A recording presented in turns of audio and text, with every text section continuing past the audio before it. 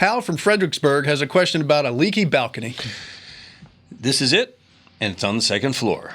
Okay. And Hal writes, it's about 9 by 10 feet, and it's leaking onto the porch ceiling on one side. Now, a contractor came out and suggested a TPO liner, right? But his price seems a little high, and Hal says his knowledge on this is somewhat limited.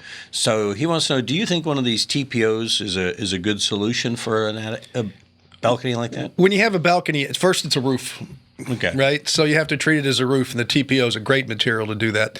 And that's a pretty common material used today. But you have to take everything off, start with the roof, and then put everything back on. And it's not going to be cheap.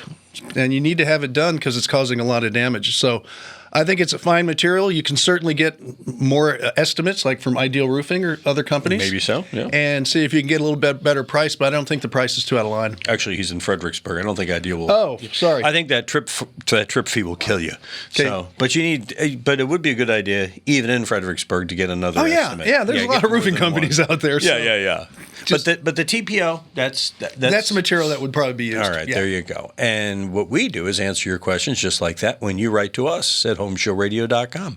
Visit our website and fill out that Ask Tom form and send it in. We'll take it and answer it either in another one of these daily Ask Tom videos, our weekly Facebook Live, or Sunday morning on Early Edition.